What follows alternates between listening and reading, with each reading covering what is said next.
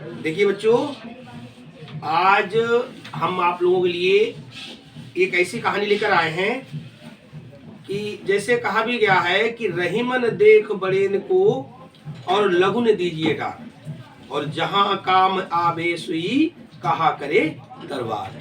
रहीम जी कह रहे हैं, देखिए हमेशा हमें ऐसा नहीं करना चाहिए। लोग बड़ों का सम्मान करते हैं और जो छोटे होते हैं उनका अपमान करते हैं, ऐसा नहीं करना चाहिए।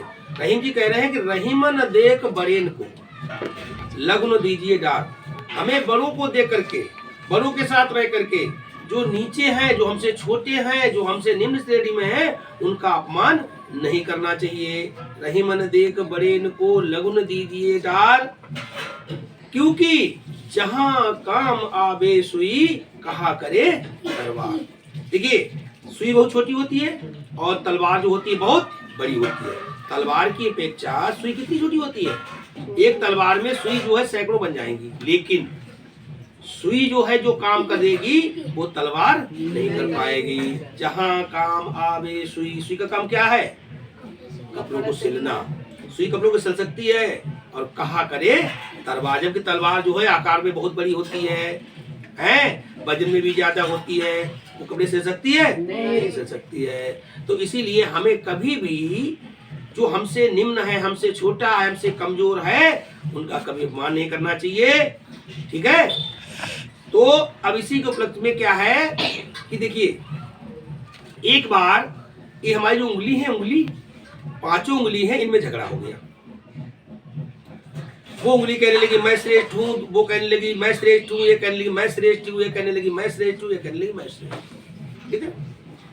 तो इनका काफी देर झगड़ा होता रहा। तो अंगूठा एकदम कूद करके कहने लगा, चल चुप रहो तुम लोग, सबसे पावरफुल हम हैं। तो चार उंगलियां कहने लगी कैसे? ये देखो, बिना हमारे कुछ नहीं होगा। अगर मैं नहीं साथ दूंगा तो तुम लिख भी नहीं पाओगे। बिना अंगूठा लिख सकते हो? नहीं। तो बिना अंगूठा के लिख नहीं सकते हो। मैं नहीं हूंगा तो आप लिख नहीं पाओगे, है। और अगर बिना पढ़े लिखे हो तो मैं नहीं हूंगा तो आपका अंगूठा, कहते अंगूठा लगा दो, बिना पढ़े लोग अंगूठा लगाते हैं, अंगूठा भी नहीं लगा पाओगे, हैं। और जब किसी को कोई किसी की मजाक बनाते, किसी को ना देने के बाद क्या करते हैं? ढेंगा ले ले ढेंगा, नहीं दिखा पाओगे। दिखा पाओगे? नहीं दिखा पाओगे। तो मैं सबसे पावरफुल हूँ। तो इनके पड़ोस वाली ये कहने लगी है, सो कैसे? तुम कैसे पावरफुल हो? तुमसे पावरफुल मैं हूँ। तो सब उंगली कहने तुम कैसे पावरफुल हो? ये देखिए, मैं जिस पर उठ गई उसका सत्यानाश कर देती हूँ। ऐसे उंगली उठाते हो, तू लाएगा, तू देख लूं, है। या कोई अगर चोर जाए, कहते कौन है इसमें, किसने काम किया है? तो ऐसे उंगली उठती है, वो है।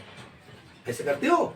तो जिस पर उंगली उठ गई तो समझ लो उसका कल्याण मैंने सही तरीके से कर दिया, इसलिए सबसे पावरफुल मैं हूं। तो ये वाली बीच वाली कहने लगी, अरे चुप बैठ, तुम सब बेवकूफ हो, सबसे पावरफुल मैं हूं।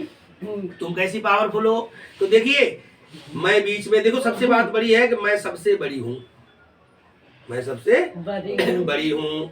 और मेरे दोनों तरफ दो बॉडीगार्ड हैं, दो इधर और दो इधर, हमेशा हमारी सुरक्षा करते रहते हैं, हमें बीच में कोई नुकसान नहीं हो पाता है।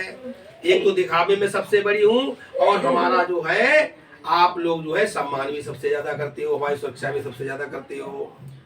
तो ये कहने लगी, अरे तुम सब पागल हो, सबसे बड़ी मैं हूँ, सबसे ज्यादा महत्व मेरा है। तो कहने लगी तुम्हारा कैसा है?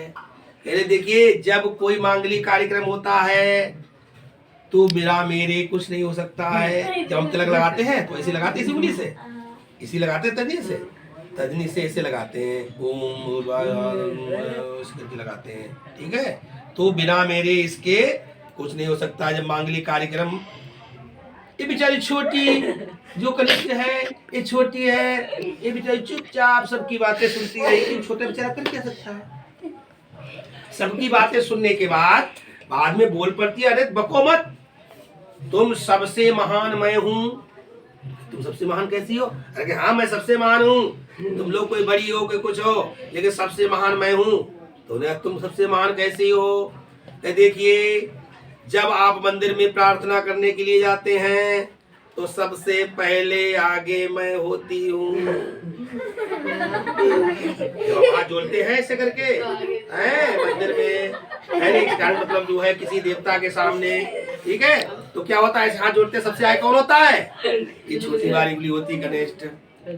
तो बाद में तो उन्होंने कहा हाँ सही है, तो हम क्या करें, तो उन्होंने कहा ऐसा करो, हम ना छोटे हैं ना बड़े हैं, सब एक हैं, और सब एक मिल जाए तो हम बराबर हो जाएंगे। तो कैसे बराबर हो जाएंगे, तो उन्हें के प्रयास करो, देखो सब बराबर हो गए। अब कोई छोटा बड़ा रह गया, कोई नहीं रह गया। तो कहने का मतलब हम आपस में अगर मिलकर रहे तो ना कोई छोटा है और ना कोई बड़ा है। समझ में आया बच्चों? तो इस कहानी से क्या सीख मिलती है कि ना कोई छोटा है ना कोई बड़ा है, हमें सहयोग सबका लेना चाहिए और अपनी अपनी जगह सबका महत्व होता है। क्योंकि ब्लेड में चाहे कितनी भी धार तेज हो, लेकिन वो पेड़ नहीं काट सकता। ब्लेड में चाहे कितनी भी धार तेज हो, लेकिन वो क्या नहीं कर सकता, पेड़ नहीं काट सकता। और कुल्हाड़ी में कितनी भी तेज धार हो, लेकिन वो सेब नहीं बना सकती है। बना सकती है? नहीं बना सकती है। तो हर जगह पर हर चीज का अपना महत्व होता है, छोटी चीज का अपना महत्व होता है, बड़ी का अपना महत्व होता है। तो यहाँ पर हमें यही सीख मिलती है कि कभी भी हमें बड़ी चीज को देख करके, बड़े व्यक्ति को देख करके छोटे का निरादर नहीं करना चाहिए। ठीक है, ये नहीं कि बड़ा कोई पैसे वाला हमारे घर पे आ गए, आओ भैया राम राम दादा, अरे भैया बहुत दिन बाद मिले, आओ राम राम भैया, अरे लड्डू बिस्कुट लाओ, नमकीन लाओ, फटाफट दूध लाए, अरे हाँ लाओ, आराम से खिलाया। और बेचारा कोई गरीब आ गया तो ऐसे देखा कहाँ से आएगा, मिठाई का शरबत खोल रहा उधर, मिठाई शरबत है। तो ऐसा नहीं करना चाहिए। अपना महत्व हर जगह पर, हर चीज का अपना महत्व होता है। तो बच्चों आपके समझ में आया हमें क्या करना चाहिए, कभी भी छोटे का निरादर नहीं करना चाहिए, छोटे का अपमान नहीं करना चाहिए, और हमेशा कैसे रहना चाहिए, मिलकर के, हमेशा मिलकर रहना चाहिए। क्योंकि मिलकर के शक्ति हमारी जो है, पावर जो है बढ़ जाती है। ठीक है, तो इन्हीं शब्दों के साथ मैं अपनी बात समाप्त करता हूं। और अगर आपको ये वीडियो पसंद आया हो तो इसको अधिक से अधिक लाइक करें, शेयर करें, और हमारे ऐसे ही वीडियो देखने के लिए हमारे चैनल को सब्सक्राइब जरूर करें। नमस्कार।